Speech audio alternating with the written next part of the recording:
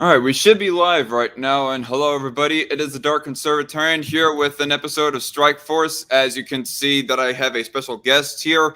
That means that this is, in fact, not a news stream. So as I said, that I'm going to hold those off until later. Still holding them off until I get some edited projects out, but I still felt obligated to go ahead and get this out of the way, as well as the interview with Philosophossum as soon as possible, as I felt kind of obligated to and whatnot. But yeah, so here I have a special guest talking about, I guess, in large part, the issue of capitalism.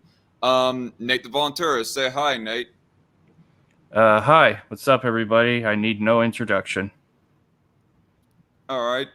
Um, how would you say that you're doing this evening, Nate? I'm tired, but I'll I'll pull through. All right. So, going to keep my mind off of the chat for a little bit until we probably hit about the 30-minute mark, and then we'll start addressing questions, or some of them in the live chat, anyways. Um.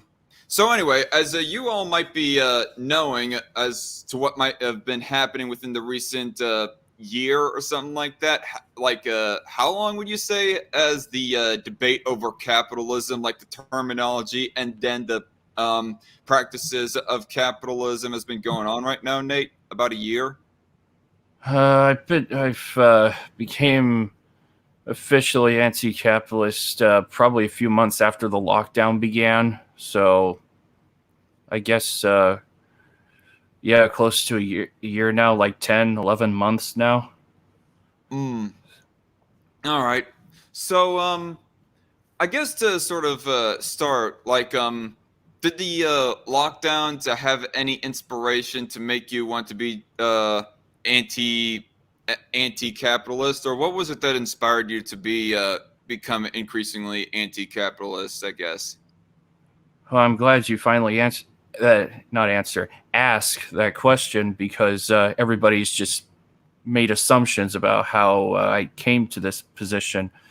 Um, so I guess it's probably best to start with how my journey went. So as many of you probably know, I've started off as a lifelong liberal Democrat for 10 long years, as an admirer of Hillary Clinton and Joe Lieberman. And then for a few years, I was a neocon Republican who admired John McCain, Lindsey Graham. And then thankfully, Ron Paul and his son helped me get out of that debacle. And then I became like a minarchist around January 2015. And then, of course, I did go on to support Rand Paul. And then probably a few months after Rand announced his candidacy, I discovered Eric July, who I'm happy to say I know. I've had him on my show before, and it was a lot of fun. Hope to have him on again because I'm a huge fan. He convinced me to become an anarchist. So, I spent a few years as an anarcho-capitalist. And then probably around episode 23 of my show, I first had Gary Chartier, who is a left-wing market anarchist, more like the agorist type, left Rothbardian type, so to speak. So that was probably where it started. Of course, I struggled with that ever since then, probably up into even up till the 100th milestone when I had him on. I was still figuring it out and still was trying to hang on to it. But over time, it just got to the point where I just realized that there was really no point in trying to. Maybe you can link me in DMs that particular interview after this live stream. Sure, it's all on Odyssey. Every single episode of my show is on Odyssey, just so everyone knows. Don't try to find it on BitChute. Don't try to find it on YouTube. It's not there. Oh, you're fully updated and caught up on your catalog of episodes as far as uploading them to Odyssey goes now? All 225 of them. Including the capitalism special? Oh, yeah. Everything's there. All right. So, So Maybe I'll yeah, look back. so so yeah, technically Gary and the base Pluto are my stepping stone into mutualism, except I figured it out on my own. I didn't really have anybody inspire or influence me into mutualism. I basically just uh you know I just took their stances, so if you will, and figured it out on my own. So yeah, So, that's pretty much how it works. so what do you mean? You figured it out on your own that mutualism is the best way to go, or you have figured out your own philosophy that mostly aligns with mutualism, but is still your own fresh, new economic philosophy or whatever? I guess it's the latter, so to Okay. speak, because there are you have to be very careful because there are some mutualists out there that do that are they technically are like Marxists, so to speak, kind of like with the That do Hoppians. that do They're advocate for force against private property and business and whatnot. Yeah, pretty much. And of course, you have to be careful Mm. with like the Hoppians as well, because they are really many of them are actually really paleo conservatives, and those are unbearable. I know because You I've mean gotten into Gina it. Sheehan conservatives? I guess so. I guess so. However, neocons are Oh, far worse because they behave more like the tankies, and that's why I keep telling people don't waste your time with them. hmm. So, and I think you know who I'm referring to. You know who that asarchist debated, or Uh, just basically just trolled him. So I not so sure. You might have to send me a link to that one. I can't. I don't think I've watched that one. But I would send you the link. Unfortunately, the neocon took it down. oh, yeah. I literally do not know of it. So yeah. Unfortunately, I'm ignorant. But out of curiosity, I guess since you go talking about your journey and whatnot, Hmm. would you say that still that Rand and Ron Paul that the Pauls are like some heroes in your book, or have they gone to obscurity as far as in your mind, as far as influence to you? Uh, they're like one of the probably five key people that are holding my philosophy together, along with Eric and Gary and the base Pluto. Yes, Osmo, that guy. Um, um, so yeah, and of course there are other people that came along and did other shaping of my philosophy and that type of thing. So it's a huge combination of things. However, the Pauls, Eric July, and Gary and Base Poo are the main ones holding my philosophy together, so to speak. Excuse me. All right. So I guess to ask, like, aside from the like giving the basic summarization of the your journey as far as political beliefs goes and whatnot, like, what exactly, like, on the substance side of things, inspired you to want to drop the term of capitalism, and then I guess, well, drop capitalism just in general. I'll let you have the floor on that. Uh, so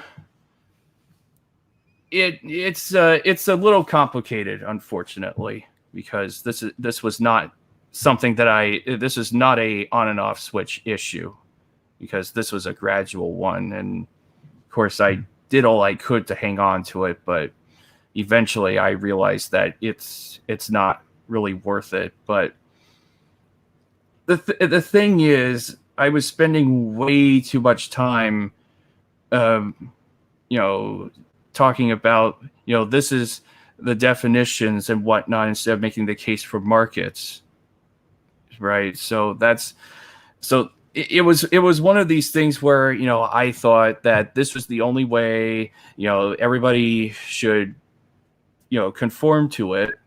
But then I realized that, that's not what anarchism exclusively is about. It's about letting others freely choose what kind of type of voluntary organization they want to be a part of, right? So once I came to that conclusion, that was when I realized, oh, if I keep telling people you must think this way, you must conform to the system I want, then technically I'm the tyrant. Now, I'm not trying to say that ANCAPs are trying to be tyrants. There are some good ANCAPs out there, like Stefan Kinsella, for example. Big shout out to him. But the problem is there are so many out there that expect, like, say, an ANCOM, though, of course, I have my issues with ANCOMs, to be perfectly upfront on that. Because Although Aaron is one of the exceptions in your mind with that statement. Well, the thing is, there are some ANCOMs, that essentially sound more like mutualists, except there are no markets involved. The thing is, there are some ANCOMs out there that I think take a more, what you would call, the vulgaritarian route, where they are more in defense of, like, say, government institutions or corporations or I guess violent revolution, so to speak. Though luckily I haven't run into many of those, because once I started talking to other different flavors, that's when I figured out, oh, they're all voluntary. They just have a different way of organizing. So why am I complaining? So to me, it just didn't make any sense for me to try to seclude them into one thing, when really they just want to go and start their own organization, or if they have a different idea, they can create their own flavor and then have at it. So, of course. I mean, I'm just gonna come up front here and say that I don't think that any, like, much less anarcho-capitalists, nor hardly any capitalists, as far as I know, say that you, like, must conform to capitalism or anarcho-capitalism, just as long as you do not take any action that is meant to outright destroy capitalism and take away their private property and their business, and stop these practices that fall, these voluntary practices that fall under capitalism, et cetera, et cetera. Like, I never understood. I'm going to be quite honest. Ever since the moment that I got introduced to anarcho-capitalism, and maybe even a little bit before that, I never really got that implication that they were all like, oh no, you must be an anarcho-capitalist. You cannot just call yourself a mere anarchist or a mutualist or whatever. If anything, they probably have an issue with ANCOMs because of the stereotype that they have made for themselves, that they claim, oh, I'm an anarchist, but at the same time, I want a revolution to start seizing the private property and business rights and whatnot. And that's the biggest issues that they have with that particular group of anarchists, if anything. But even then, if there is a, in theory, actual anarchists, communists who are all like, I just want to voluntarily set up my own hippie commune over here. I don't want to set up a tycoon industry or whatever. Then they're all like, meh, cool story, bro. Okay, you do you, and whatnot. I mean, there is a meme that goes around, and there are ANCAPs that are like this. There's this meme that's like, oh, so you're calling for voluntary communes? That just means you're a confused ANCAP. What do you mean it uses different mode of production than private ownership of private? You just need to read basic economics. What do you mean I'm missing the point? I just told you if it's voluntary, it's ANCAP. That's some of them are like that. I mean, not all of them are, but some are like, well, if communists want to organize this way, well, they are really ANCAP. They are really ANCAPs. I mean, not exactly. It's more complicated than that. I can see what the base point is that they're trying to make, is that basically nothing that they say goes inherently in contradiction with anarcho-capitalism. But at the same time, I can give you a little bit of ground and say that there is the other definition of being a capitalist or an anarcho-capitalist.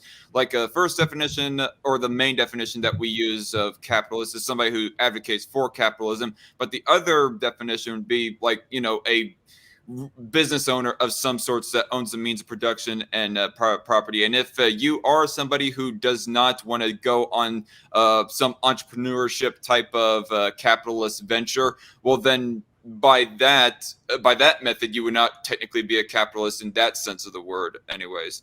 So I can see both sides on that point, Well, personally.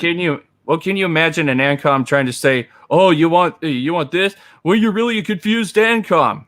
Can you imagine that? That would be You silly. you want this as in you want health care, or what are you referring to with Oh, you that? want healthcare? You're really a socialist. You're the communist. Oh, you want the support? We're gonna do you the communist. I don't. It's just silly. It doesn't go in anywhere. It's also not an argument. I mean, at that point, you're just trying to label someone, and that doesn't go over very well. And Gotcha. that's I mean, that's when I started, like, okay, let me listen to everybody what they have to say.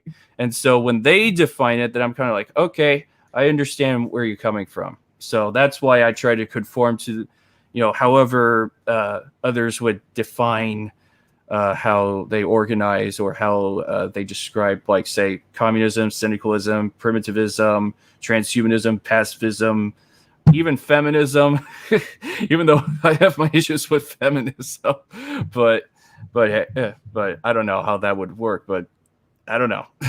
it's just it's the thing is, people need to remember that the world is a complicated place, and when you try to say my way is the only way, that's when you're going to run into problems. You have to. This is something that I'm challenging pretty much everyone on. You have to be more open to the possibility that your ideas may not work. I don't know if my ideas will work or not, right? Because I've had David Friedman on a second time, and he would mention something, and then he would conclude his thing by saying that that might not work. So it's best to keep an open mind instead of trying to say, well, I think it's going to be unstable, and oh, well, it's going to fall apart. That we can't just base stuff off of speculation. We actually have to go and try it and then find out. Now, I will say this. When it comes to, like, say, pacifism, I don't think that's going to last for like even 5 minutes. Because, if you know what pacifism is, yeah, I don't think that would work. I mean, it's well intentioned. Did you say state pacifism? No. I just don't think. What part did I say? I never said state pacifism. For some reason, I thought you said I don't think state pacifism, but it might have been like I don't know, a slight, very brief slur in speech or something that sounded like state for a second to me, and I was probably because I never mentioned the state. I don't know. I never mentioned the state, so yeah. Hey, I just realized something, by the way. I did not hardline my computer in for this live stream. I want to do that very quickly before there's the possibility that I end up losing connection or something. So give me 1 minute. I will be right back.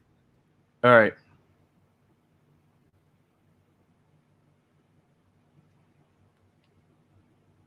Yes, Osmo, I am talking about Leandro, one of the vulgar ANCOMs, because that guy has some of the worst takes ever. JC, what exactly do you mean by your question? So...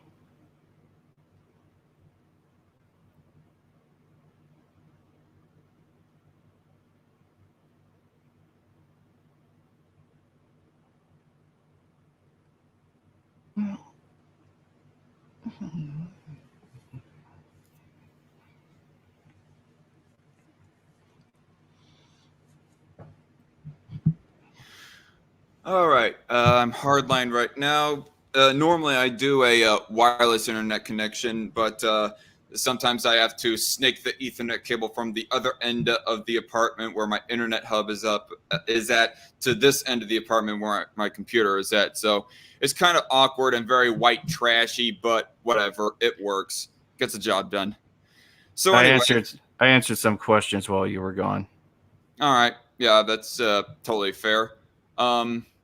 So I guess aside from the conformity, the the supposed conformity that capitalists expect of everybody, even if their philosophy is not technically capitalism, but is still voluntarist in a sort of way.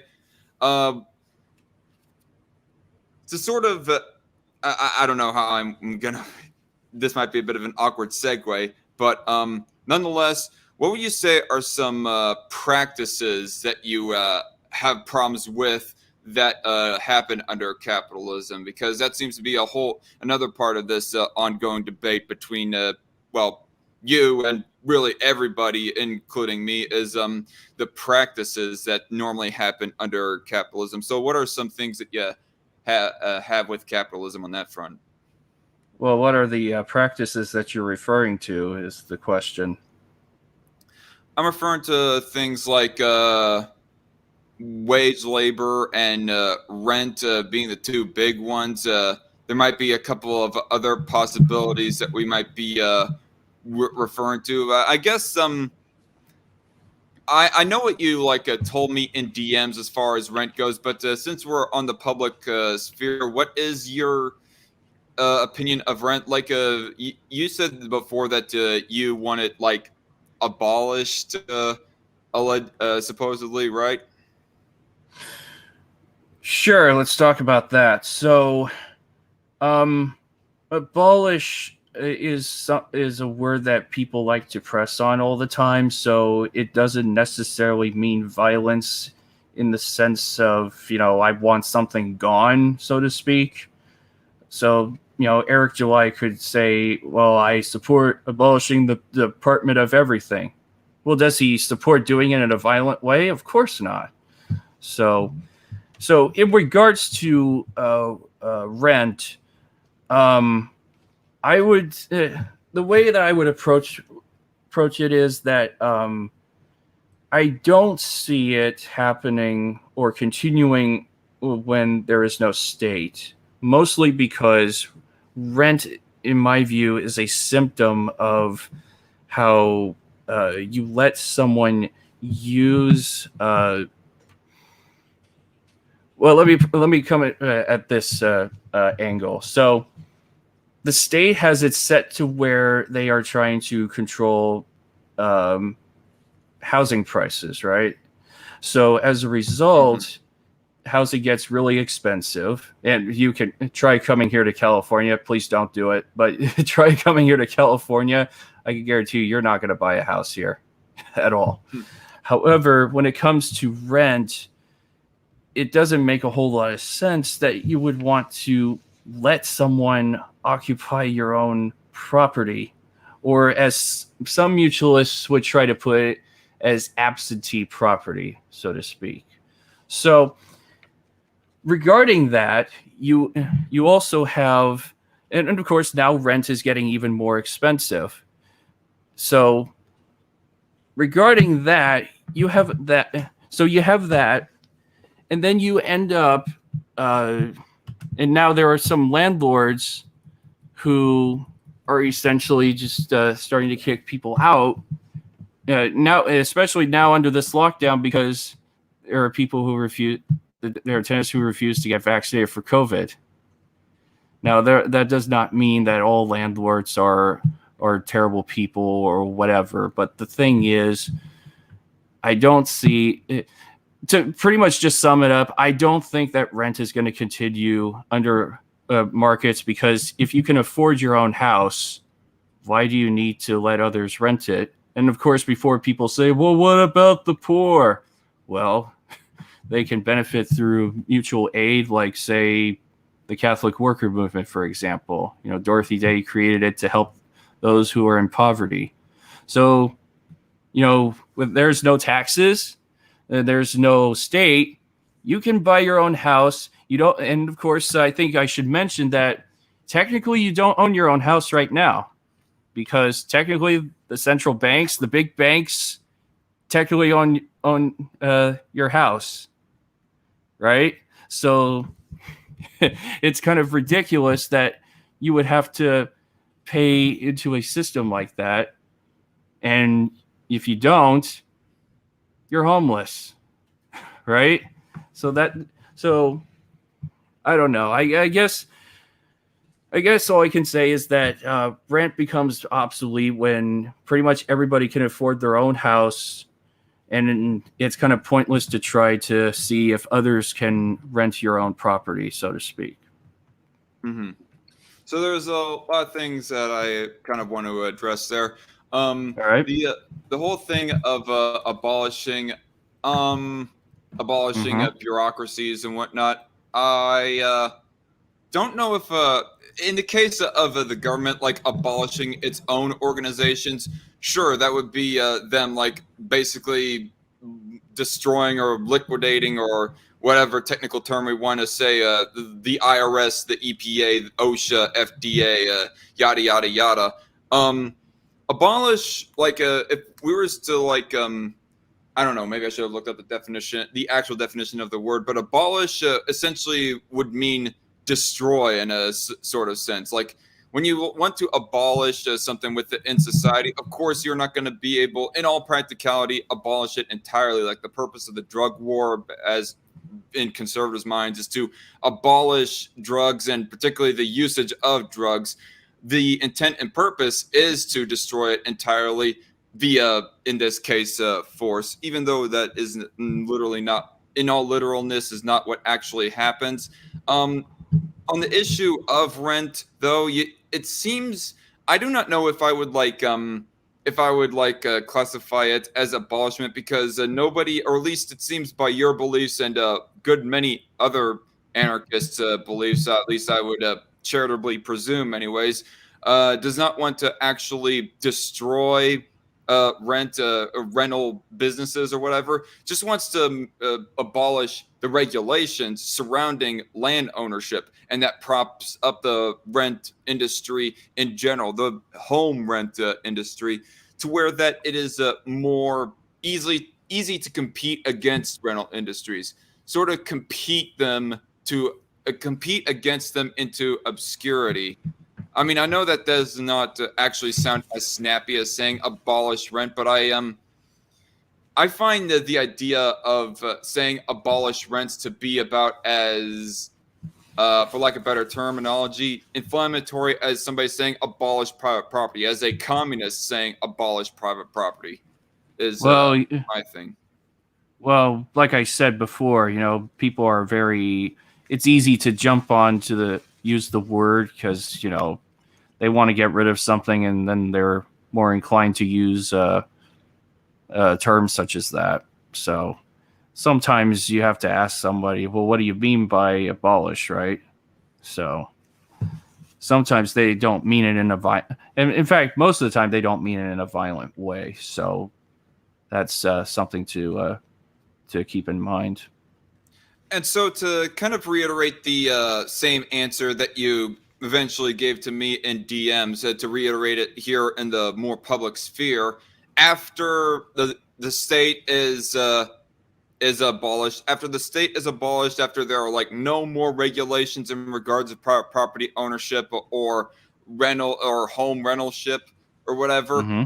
you if people wanted to still continue trying, excuse me, is trying to rent out their own homes to other people, or rent out a floor to someone else, you find that still allowable ethically? I mean, they could try, but I doubt that they're going to get anybody to get on board with that. So, I mean, sure, I can like envision the likability that it would that it would dissipate in massively, to where that a very bare minority of people like do anything like rent. Um, and I guess I there's something that I should have like researched to help make this point, like in regards of the Wild West, or the Western frontier back during the 1800s and whatnot, is that there were like barely any laws in regards of people want to settle out west. Local laws, anyways. I mean, obviously there was. I'm sure that all of them like fell under the federal government, U.S. people who wanted to like expand westward.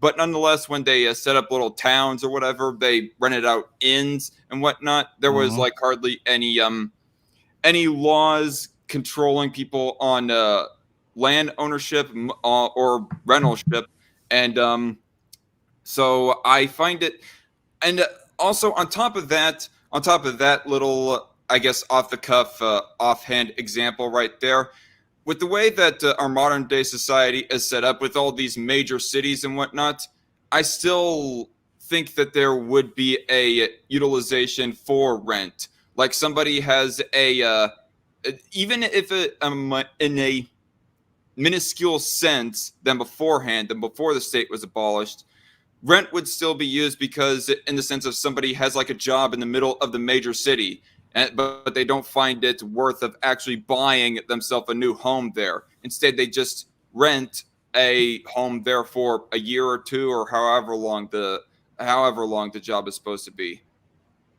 Well, it would be more beneficial without rent because there would be no price controls. There would be no like building regulations.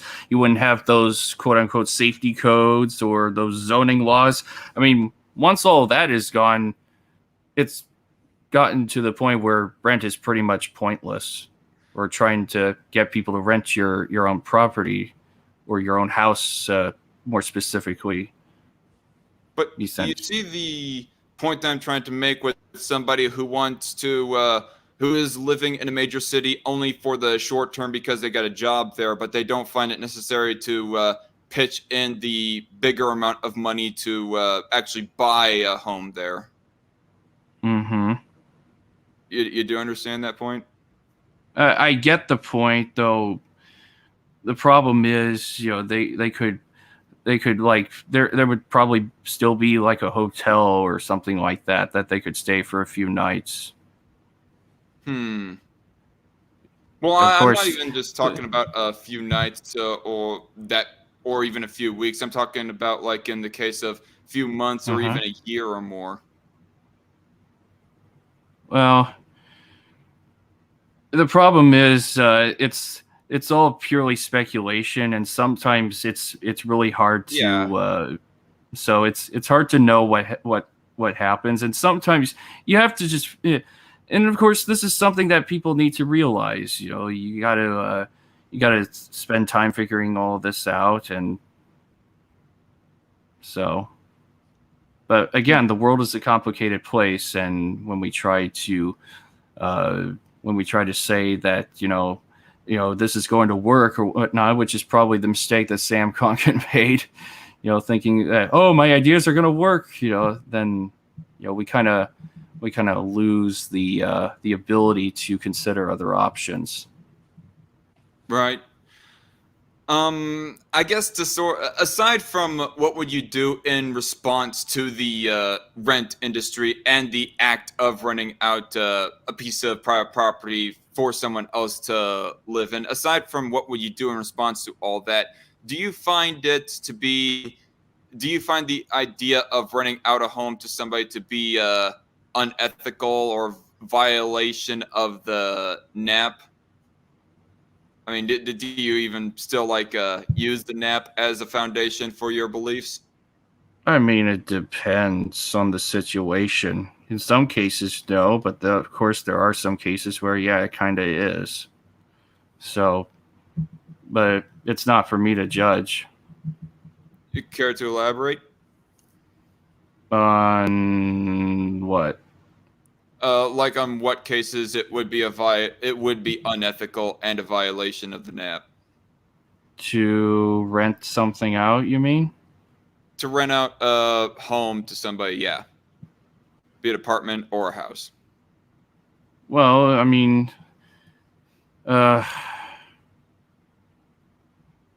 there could be cases of exploitation. There could be cases where, you take advantage of the tenants. So I don't know. It's a more complicated issue than a lot would like to make out. Hmm.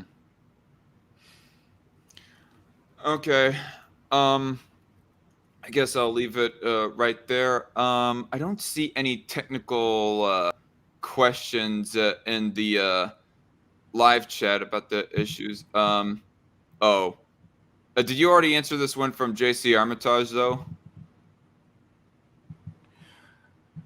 Despite not using the I term d- capitalism, do you still support market economies over command/central planned economies? yeah, I'm not sure. I don't know enough to comment, to be honest, because I don't know what the latter is. The latter being something like Stalin's Russia or Mao's China, Hell no. or I've made even it very and I've made it very clear many times that I'm critical of Marxism. So I don't know why people still keep calling me a Marxist, but it just shows that they just want to buzz it around, and so that way they can't argue against what I'm saying. I don't want to like. I don't think I've ever outright said that you were currently a Marxist. I mean, I didn't say you were. I didn't say you did. no. Okay. I can see how you felt like that. I was getting to that point. Either way, um, I mean, it my says only it says the it things that I says kind of said, like in DMs, for example, is that I guess the only thing that I was afraid of was you like being on the slippery slope of becoming a Marxist of sorts. well, I mean, obviously, obviously I've taken the market approach to stuff, and then of course I in my threads, in my capitalism threads, if anybody hasn't been paying attention, I'm bashing Marx and his boyfriend Engels. Of course, I think Engels was Antichrist.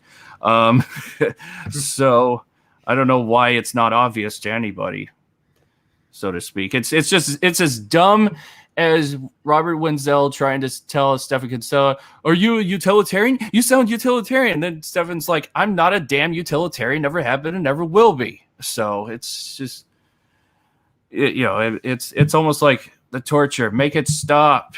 So. Hmm.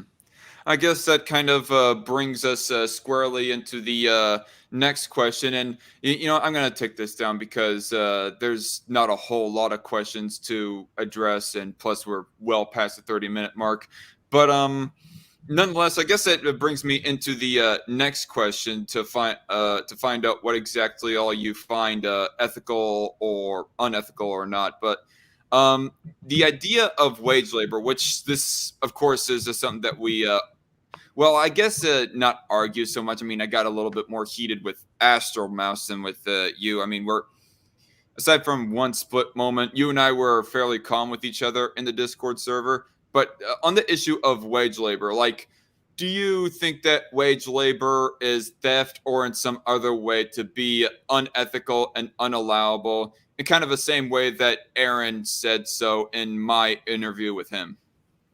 Well, it depends on how you define it. So, how would you define wage labor? Because wage labor is defined differently in books and literature that I have read. I would define wage labor in a sense that Aaron sort of did in my live stream with him, but definitely in I guess a baseline skeletal way that Owen McDonald has referred to it whenever I gone like a debating with him over this issue, is the idea of somebody works for you for an hour, and with that hour you pay them say $10 for that amount of work, and they work continual amount of hours and pay like $10 per every hour that they be working for them. Mm-hmm. And the issue of Social Security and income taxes and government regulations came up in the Discord server as well. I find none of those things to be integral or requiring of wage labor, even if Social Security or income tax was abolished, even in a monarchist state, if the only tax that ever existed was just sales tax, meaning the income that worker or employer makes doesn't get taxed, but they just get taxed. They go spending something. But nonetheless, even in a monarchist state of where that the income and Social Security taxes are abolished, I would still refer to that as wage labor, even though there's none of that government coercion that is going on in the act of it. And I still find that to be ethically allowable, as opposed to how that far leftists think. Well, as someone who thinks that all forms of taxation is theft, I mean, if the government is saying that we have to take some of your paycheck, that's, to me, that's theft, nonetheless, right? So, and then of course, I gave an example in my Discord server, where there has been an instance where the boss was withholding what workers should have been paid. And of course, that's why the Labor Department was even created in the first place, to tackle this issue. And I can tell you, here in California, it's a really big problem. And which explains why I will sometimes, and now I'm starting to see it happening once again. There are some worker strikes going on. There's even a worker strike. I mean, of course, unrelated to, well, sort of unrelated to age labor, but mostly with the hierarchical structures of the workplace, where healthcare workers are being told to neglect some of the patients over there, or that's what was why they were saying they're on strike. And then when you try to tell them, well, then you should just quit. Well, if they do, then the company's not going to get held liable for their wrongdoing. And so and this is another thing, when I'm with these vaccine mandates, is that they're hoping that you'll just quit or resign. And I'm telling people, don't quit or resign. Get terminated if you have to. In fact, I would suggest getting terminated, because it's not worth it. So, and in fact, over 72,000 workers in New York recently got fired because of these mandates. Yeah, go ahead. I'm sorry. Get terminated as in you want them to be fired before they quit?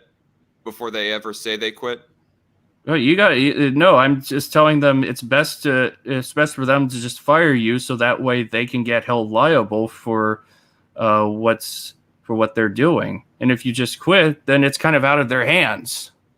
So. Well, I personally am kind of against laws that say that I'm not trying to say that you are for laws in this regard, but I am still against laws in the area of saying that we must punish businesses because they fired this worker for XYZ reason. And a point that I kind of wanted to ask a little bit earlier before I forget about it. I did read that article that you had cited in the Discord server during my lunch break today. And I just wanted to ask, do you think that the Labor Department is helping or making things worse as far as the issue brought up in that article of where that companies were not paying them appropriately according to the overtime that they agreed to with their employees? I mean, here's the thing, it's unfortunate that people have to depend on the state to fix the problem, and I really hate seeing that happening. And of course, in my view, there are many instances where the Labor Department hasn't really helped the problem, since the problem has gotten much worse. So right. It's almost as if the government breaks your leg and then gives you a crutch that says, "Hey, without us, you would be unable to walk." Right. And so this is just another one of these instances, if you ask me. So by that logic, I think that a night shift would make if he was here, would make the point more succinctly that if the Labor Department didn't exist, and if government did not exist in large part in this area, or even not exist at all, that this issue could be solved in a more private sector sort of manner, rather than having to go to daddy government about that issue of, oh, my employer is not paying me the overtime that they said that they would pay me if I ended up working more than 40 hours a week. I mean, workers would have a say in what happens to them, because right now they don't. And having been in the environment, I can tell you they really don't have a say in anything at all. So, because I mean, do you think that somebody being a sole manager, being a sole owner of a business, do you find that also to be unethical and unlibertarian? Depends. Well, the base idea, the very basic idea of owning a company. I mean, yeah, it kind of depends on the method that they came to own that company. Like if they, I don't know, killed somebody's husband and then married the wife. Like some dude just killed the husband in some sneaky way and then married the wife and deceived her and whatnot so as to get possession and inheritance of that business. Yeah, that's obviously like an unethical way of trying to get ownership of a business. But I'm talking about on the very basic idea of somebody owning a business and hiring people. Is that somehow like unethical or unlibertarian or whatever? I mean, if there's no state involved, then no. Right now, Okay. they don't really have a choice but to go through all of that. So, and Well, of as a course. result, the workers are often treated as pawns, and they really don't have a say in what happens to them. Well, not that I necessarily agree with no offense hyperbole of using the word pawn, but nonetheless they would like still technically be pawns, even being hired under the big business owner even after the state is abolished. Maybe Well, not as multi tens of thousands a big corporation like Walmart or Amazon, for example, but say a few dozen or a few hundred employees being hired under one business within anarchism. well, those 72,000 healthcare workers in New York that got fired because they refused to take the COVID vaccine, they refused to be treated as pawns. And those people were doing all they can. Were doing all they can to help the patients with COVID, and now they got fired. And now they're going to bring in the National Guard to help these people, which is going to make the situation far worse than ever. Question: how does that relate to what I said About the basic idea of somebody owning a business and hiring like multiple different people and then technically somehow being pawns, the employees? I mean, like I guess I'm just going to say kind of a hot take right here. Being a pawn in this case is nothing wrong. Well, unfortunately, many of these employers are actually under a lot of pressure, and if they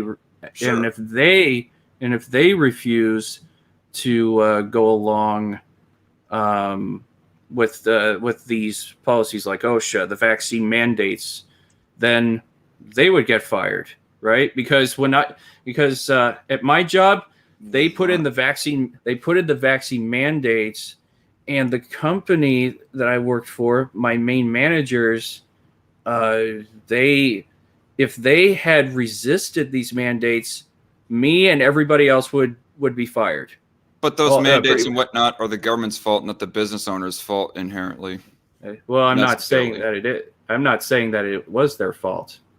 Well, okay, maybe you're not trying to, but I felt like with the flow of the conversation, somebody could very easily say, whether you meant it or not, somebody could very easily get the implication that what you're saying or implying is that somehow it is the fault of the business owner, so therefore they're being unethical by owning a business and firing these people because XYZ reason.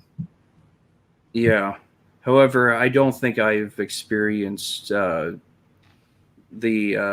you're talking about more fully to comment. So I don't know. You might want to bring on some of the special guests that I've had on my show and discuss it with them. All right. Well, I did that with Gavi and Aaron thus far, the two people that I'm talking about the special guests, like the big time ones. I mean, it would drive in a lot of viewers. It will drive in a lot of viewers and a lot of subscribers. It might be a great opportunity.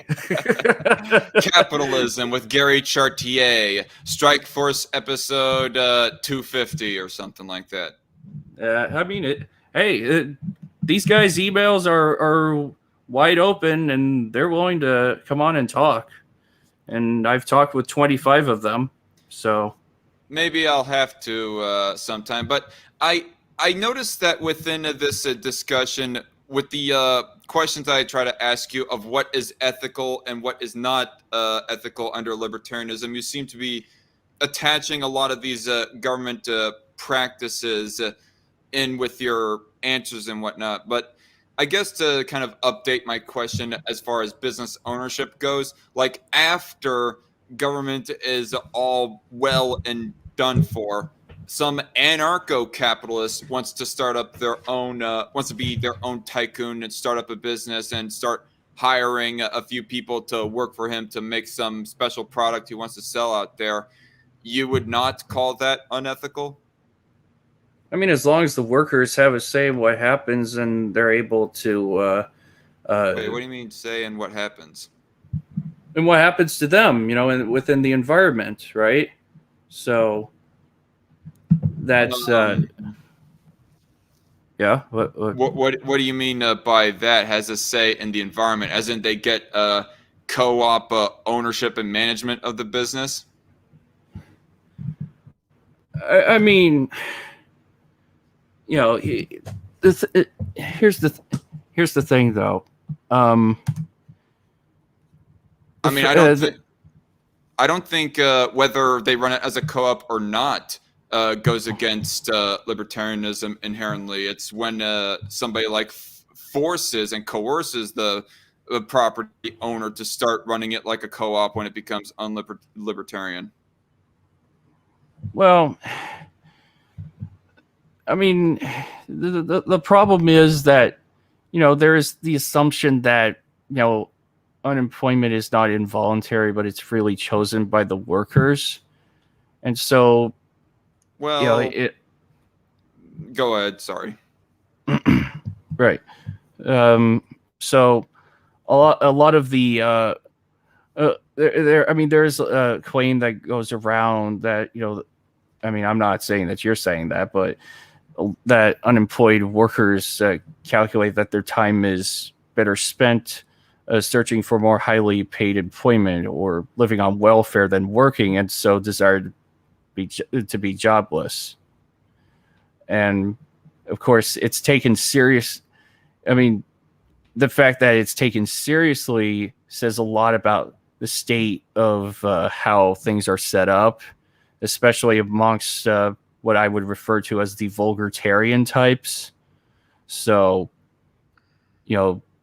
somewhat ironically, given the desire for many to deny the possibility of involuntary unemployment, this perspective became increasingly influential at precisely the same time as the various theories of the so-called natural rate of unemployment did. So, I mean, I'm kind of babbling on, but the thing is, it doesn't. The way things are set up with all of these institutions and some that many would mistakenly refer to as a free market solution are basically, normalized by the state, such as this lockdown. They're trying to say it's the new normal. Right. So that's the problem here. There's a lot of undoing that needs to go on, so to speak, if that is the issue, is to go away for the most part. Welfare is one of them, which has been very destructive on the culture, so to speak. Shucks, sorry, I just received a text there from somebody close. So I guess like I don't know if I got necessarily an answer on this, like particularly a yay or nay kind of answer, but after government is all done for and we get anarchism, is the idea of business ownership, whether or not the original founder of the business wants to set it up as a traditional, like, single tycoon entrepreneur kind of a business, or sets it up as a co-op. I mean, either way, like particularly more specifically on the single guy owning the business, is that unethical under libertarianism in your view? No, for the sake of argument, no. Okay. Thanks for that answer. All right. I will say that's good. So, I mean, everybody who has been like arguing with Nate, please go watch it back on this live stream and get that answer to sort of cool your jimmies, I guess. And please stop harassing me. I'm tired of it. People. So.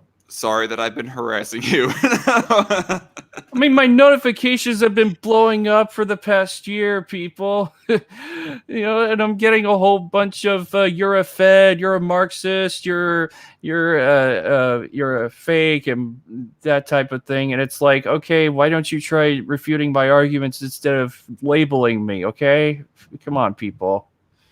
Okay. I mean, which is why, the capitalism special I did, why I got all these flavors. I'm trying to get everybody to start talking to each other. And at least it worked, to my shocking surprise. So. Mm-hmm. Right. I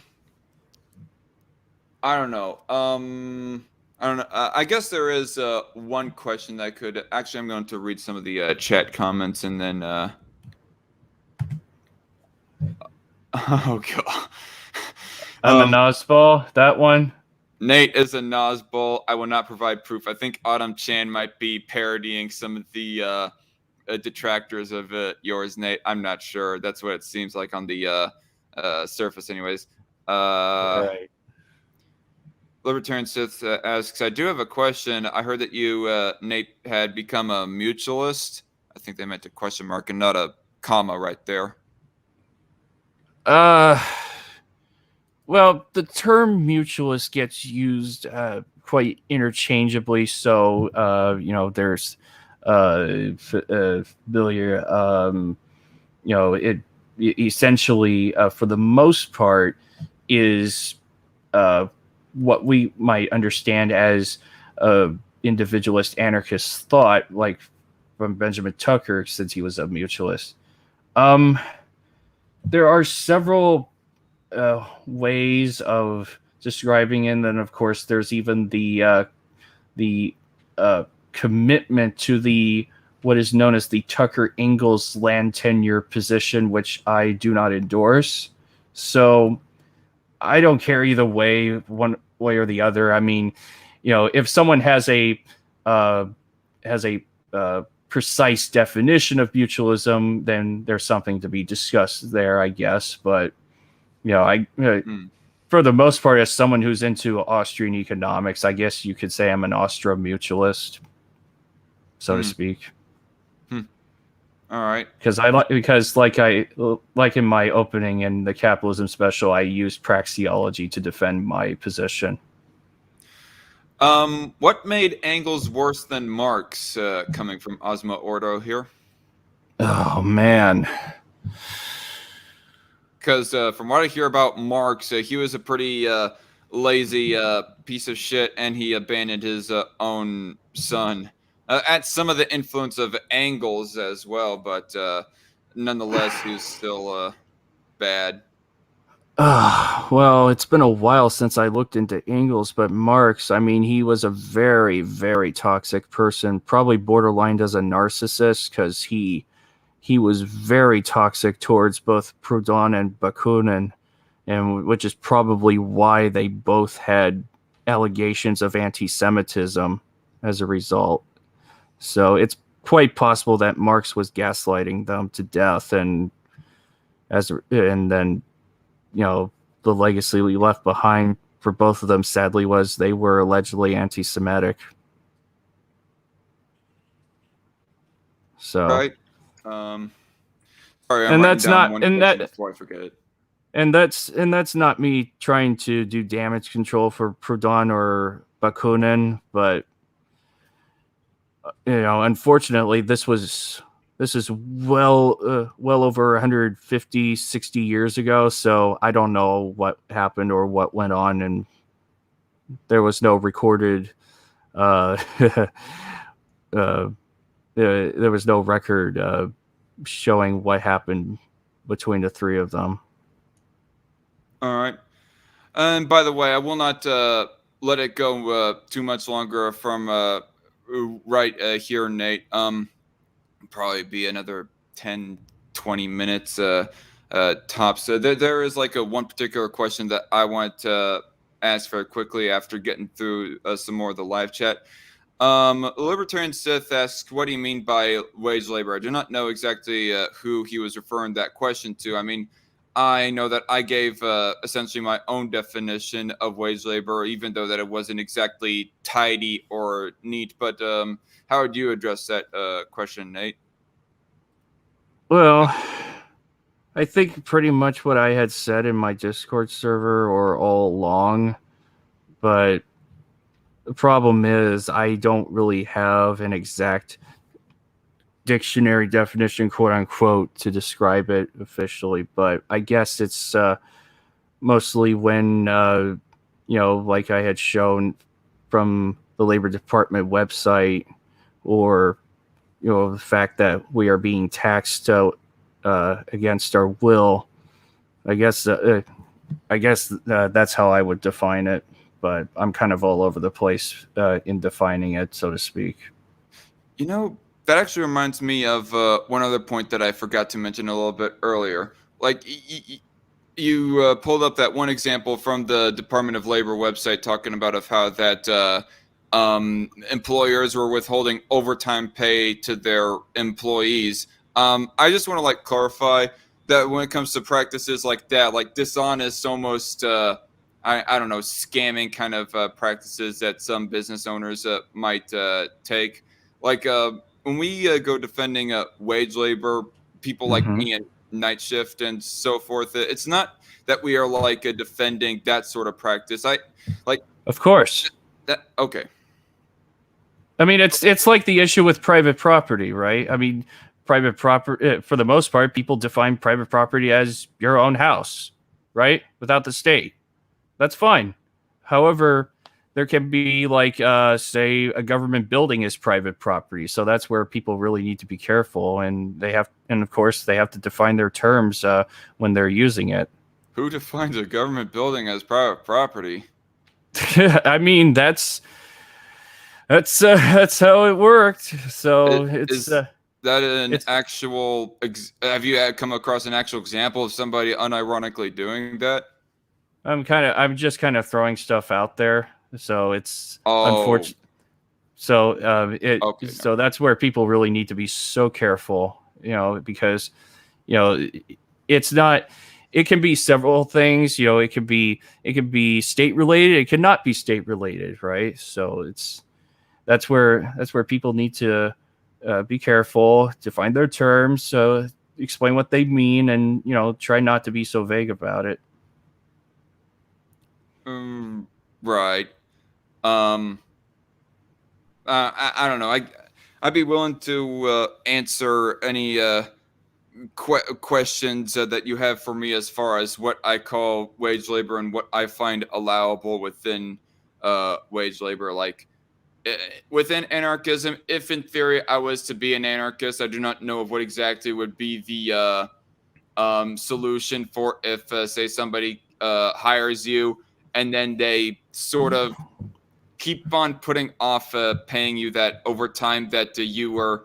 Well, actually, within anarchy, there would be no laws technically saying that you have to pay somebody overtime because they worked over this allotted amount of hours. I mean, theoretically, within anarchy, there would be no mandated overtime pay that you pay somebody if they start working over 40 hours a week.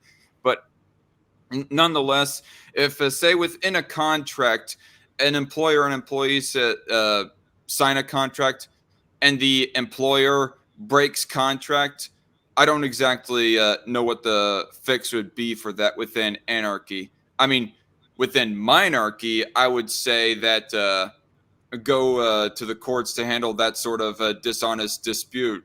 um, easily, but all the same. Yeah. And I don't know, like I guess for the sake to for the sake of conversation, do you have like any examples or any articles that go saying of how much of a percentage of the time it happens that employers go withholding their employees' wages for long periods of time when they really I do can't? not. You don't? Not right off the bat. Okay. Because I know that But there was. it Sorry. doesn't. But if I were to estimate, it probably happens less than half of the time. Probably even more so in California or New York, because yeah, I especially know here in California, it's a really big problem. So, and of course, I never personally talk to workers about it, but I do often hear about how workers are not being paid like they are supposed to. Maybe you can start a new program called Nate on the Ground Interviews. Or you could do a spin-off called Workers' Rights with Nate the Volunteer or something. I don't know. or tackling wage laborers. I don't know. It's just I don't know. Autumn Chan says there's communists that call the NHS a private company. Well, then, in that case, I don't know what they're smoking there, Autumn Chan. Just my honest opinion. Yeah, private could mean anything, unfortunately, and that was a huge struggle for me at first. But I All don't right. bash anybody for saying private property or that type of thing, because most of the time I know what they're talking about. Okay. I guess for the I don't know. You might have an I don't know sort of answer to this, but Osmo Ordo kind of asks, what does Nate think about my idea of the market, classical liberal economics / capitalism, are artificial intelligence? I got no comment because I know nothing about AI. Okay. Um, is Engels worse than Hegel? Libertarian Sith. Hegel was the first name of Hegel. Wait a minute. Hegel is the first name of Hegel? No. Hegel's first name. I'm sorry. I don't know the comment. No. Is Engels worse than Hegel? Yeah, but who's right? But what's Hegel's first name? Oh, Because okay. I know Friedrich Engels, but Hegel, who's what's his first name? Is there If multiple anybody different knows, Hegels? I don't recognize the name. Oh, okay. I guess the answer to the question right now would be sort of I don't know, libertarian Sith. Yeah. Um,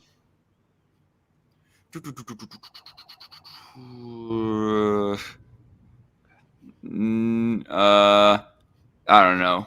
Nate, if you consider yourself a mutualist and a worker, why do you have ANCAP color scheme of your Ransona? I guess it's nostalgia because there were some people that were like, no, you should just keep your cartoon the way it is. And I'm like, okay. Why would you So want to keep it to be a lemon head? what do you want me to do? What do you want me to be, like a lime head or a blueberry head or orange head, apple head, strawberry head? I don't What know. else? I don't know. I was thinking melon head. I guess that's more broad to put it. Or watermelon Just head. that silliness aside. Okay, we're caught up on the questions. Oh, George Wilhelm Friedrich Hegel. I don't know anything about him to say. So, okay. I mean, I've heard the name, but I don't know much about him to comment. All right. Pronounced gay orc. Yes, that's the pronunciation. I don't know. Georg Georg Wilhelm Friedrich Hegel. I'm not saying anything. I am not saying anything at all. Oh god. I don't Oh, know. he's an. Oh, he's If an. I was if I was feeling a little bit sharper right now, I would make a dang joke about that, but it's whatever. What other questions do you have in the meantime? As I'll go ahead and address the chat later. There's one more question that or two more that popped up, but I'll just save them. Save them for a little bit later. But anyways, I guess to sort of get down to a particular issue about capitalism, like the reason why you, Nate, consider capitalism to be anti-libertarian, would you say that it's because that you think that capitalism is inherently and definitively, essentially, corporatism? Would that be essentially one of the reasons why you think it's anti-libertarian? I guess for the most part, I mean, if it's a state creation, then why consider it libertarian in any way, shape, or form? So I don't know. Well, somebody could some ANCAPs could probably get go on the point about how that capitalism has I don't know, somehow in some form or way always existed within human society, just it was never considered or called capitalism until uh Rothbard. until Rothbard. Yeah, Yeah, I until mean, Rothbard, the practice of to free me, markets and so forth. Go on, sorry. I mean, to me, it doesn't make a whole lot of sense to try to change a word into something that it isn't, because it creates a lot of confusion as a result. So, But I guess what I mean, I just yeah, go ahead. what is it about capitalism that you like? What essentially is the basis of your claim there that the state has created capitalism? I mean, Thomas Hodgkin described it that way in his book Popular Political Economy back in 1825, 27.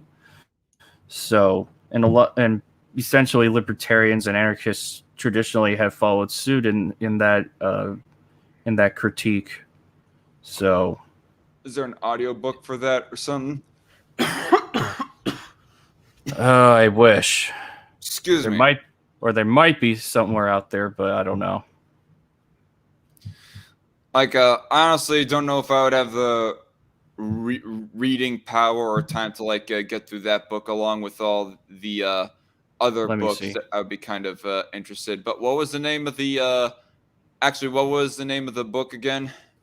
Popular Thomas political Hutchins. popular political economy. Hold on.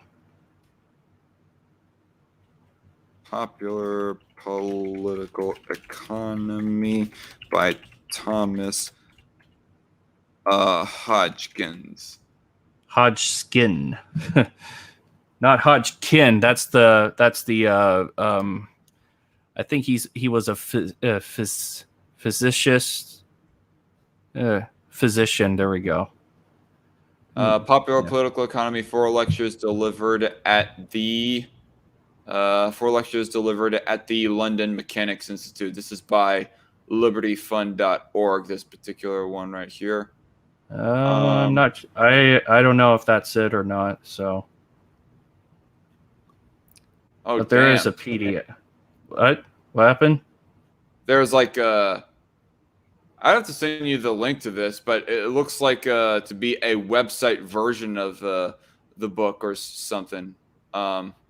Interesting. Or I never website version knew it. of a book kind of relating to this. Interesting. I never knew it existed. If that's it. The exact title says Popular Political Economy, four lectures delivered at the London Mechanics Institution.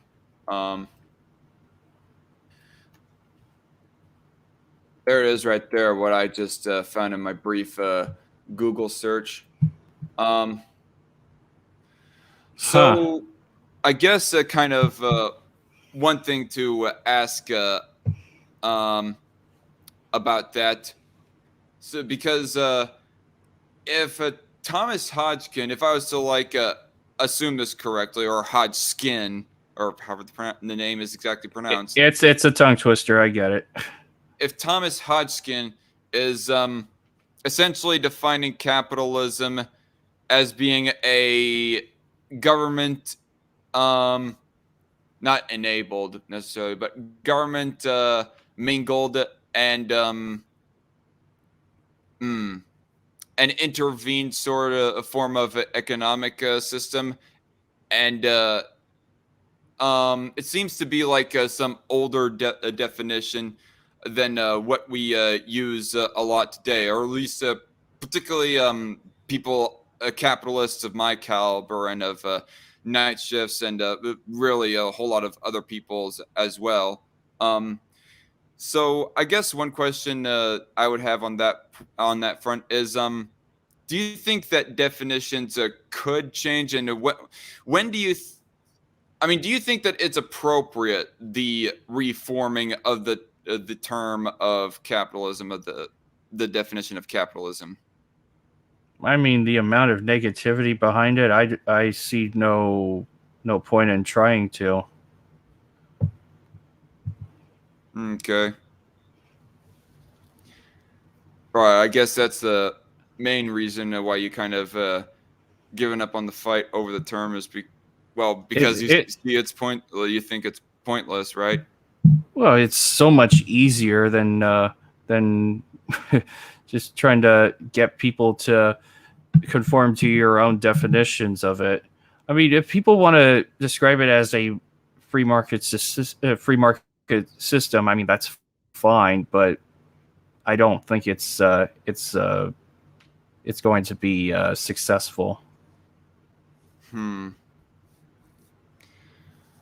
I mean, it's not like fully successful. Obviously, far leftists use it in the more pejorative and corporatist sense, I guess, as you use it, anyways. Certain sections of it, anyways. But it's seen some success in right wing and even centrist circles. I mean that's true, though. I would say that Marx was, he kind of had the right idea, but he was just going off in insane directions because he just had the worst solutions ever. So, Right. for those who think that Marx had the best critique of capitalism, I would disagree. In my view, Mikhail Bakunin had the best critique of capitalism because at least he identifies the problem and then provides a solution instead of just getting so emotionally charged like Marx did. So, and of course, Marx hated Bakunin. So, and Bakunin even wrote a critique of Marxism before he died. So, he talked about how unstable and unethical it is. And I guess I'm not exactly the best at segues here, but this kind of relates on a statement that was made a little bit earlier. But God, I forgot it now. What were we talking about? Marx. Marx. Getting closer. We were talking about Marx. We were talking about Bakunin. capitalism and the redefining of it. Whether or not that's appropriate. Oh yes, now I remember what it was.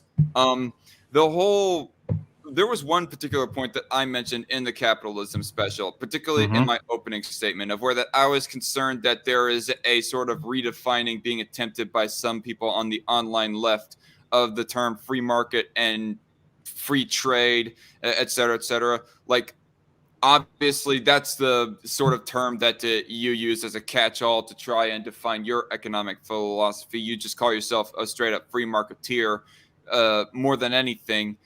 But do you think there is a slight concern to be had with the leftists trying to redefine the term of free market in the same way that they are trying to claim and use the term capitalism in a pejorative sense, and they're trying to claim free market in a way to say that you must to say that some voluntary practices are not allowed. Like, do you think that that's a concern at all? Well, I don't think so from my point of view, because it's kind of like with the term anarchist. Teddy Roosevelt spread the lie that anarchism was chaos and misery and destruction. And, that, of course, that's still being used in the mainstream, but I still refer to myself as an anarchist. And obviously, I don't believe in chaos, misery, and destruction. From what I've looked up of those like Bookchin or Steimer or Bakunin or Proudhon, I could go on and on. They didn't believe in chaos and misery and destruction. So it's just, to me, it's just an act of gaslighting from the establishment. So would you say that you prefer more to use the original definition of words? I mean, I'd rather stick with how they were originally intended instead of, trying to redefine them. Yeah, because if we try to redefine them, well, then people are going to be going to think, imagine going to a coffee shop saying, "Hello, how are you? I'm an anarchist." Right? You think people are going to get on board immediately? No, that's not how it works. I mean, I didn't know. I mean, Eric July didn't use the term anarchist when I first discovered him. And then later on, when I found out that he was an anarchist and I found myself agreeing with him, I'm like, oh, I guess I am one. So.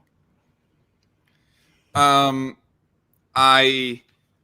don't know if that was exactly a fluid and like a fully connecting answer to my question. Well, I tried to answer. Okay.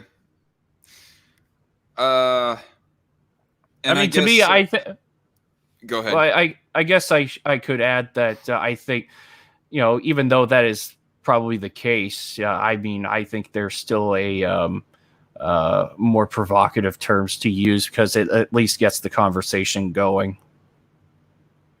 So okay. And I think if people are wondering about my take on socialism, I guess while I'm here, I guess I should mention that. Yes, I do define socialism as Tucker had intended to in his 1888 essay, States, Socialism, and Anarchism, How Far They Agree and Wherein They Differ. Of course, I would, like Gary Chartier, I would like to try and hang on to how Tucker defined it, but at this point, I have to agree, it's pretty much been done to death. So, and of course, personally, I wouldn't associate with the term socialist because it's got a lot of negativity behind it. All right, I guess to each their own on that front. I mean, yeah.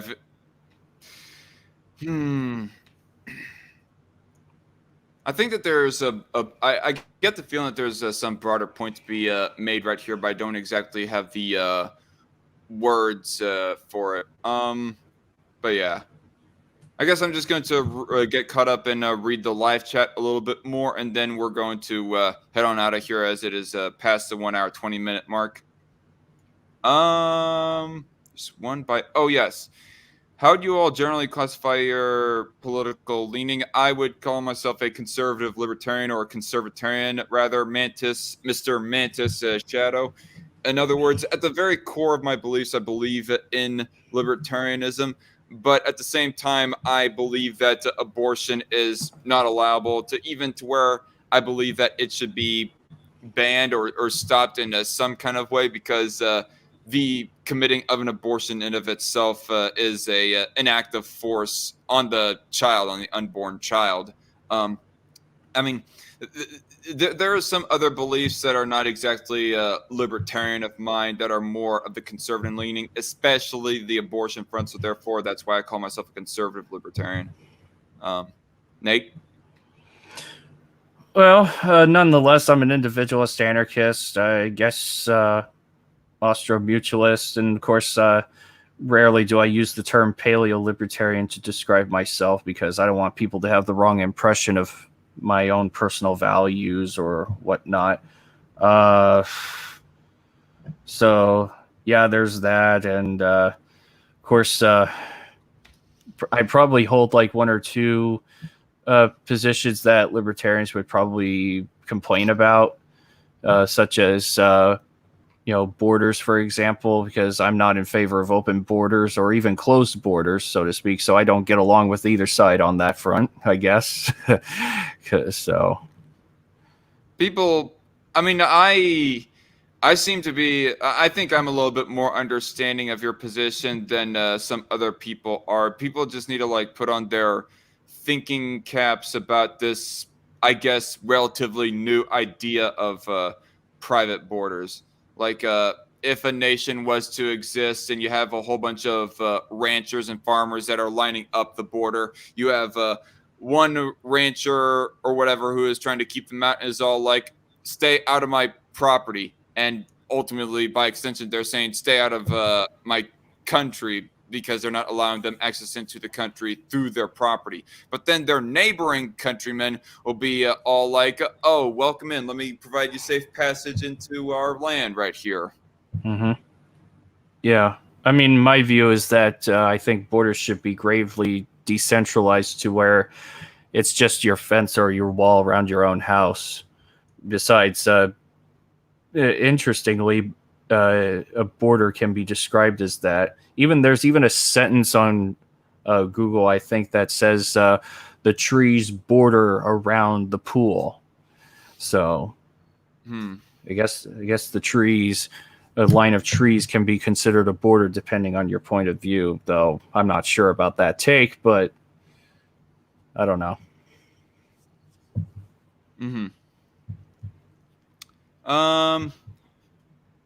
So yeah, the Pumpkin Row in the live chat says also why can't I send super chats? And of course, JC Armitage it gives the answer that I would say. I think the streamer needs to have 1K subs before you can send super chats to them, and yeah, that is exactly the point right there. Yeah.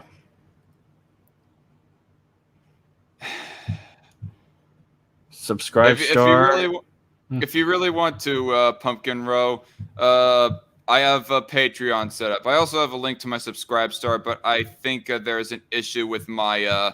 I think there is an issue with the approval as to why that my Subscribe Star is not being activated. But Patreon, I am definitely set up and receiving money. But anyway, So there's one other question I thought I saw after Mantis Shadows and the other one asking of how we lean politically. Hey Darky, how's the boyfriend? I do not know what that is supposed to refer to, Pumpkin Row, honestly. It's a troll. It's a troll. That's all it is. No, I know.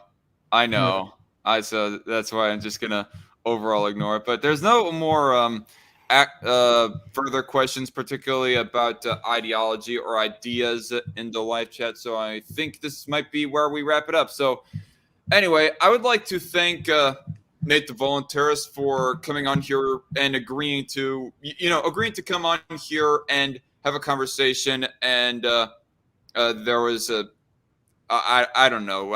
Actually, I would not say that overall this live stream was really that debatey. I mean, particularly in comparison to the one that I had with Aaron. But nonetheless, thank you, Nate, for coming on. I know that you were kind of originally reluctant at this, so I really do appreciate you changing, changing your mind on that front. Sure. All right. And thank you all for sending the live chat comments, and thanks for all the like. If you like the overall discussion, do not forget to hit that like button down below. And thanks for all the questions. And again, thanks to Nate. Thank you, Nate, for coming on and help, I guess, clarify some things of ideology and whatnot. Anyway, I'll have to do more interviews to do more of that. right. Hey, I mean, my door's open. It's just a matter of when is the thing. Yeah. Right. Sorry I had to put this off the way I did, but it's done. So anyway, I want you to confirm that you're not feeling discouraged, says Pumpkin Row. I am not. I'm just trying to reprioritize myself so I can actually get caught back up with the algorithm so that then maybe I can have even more encouragement for my video making and whatnot. But anyways, again, thank you all for coming and watching. And I am the Dark Conservatarian, and this is my guest right here, Nate the Voluntarist. And I guess y'all have a good weekend, as I'm not going to be streaming again this weekend, I don't think. So again, have a good weekend and see you all later. Have a good night and God bless.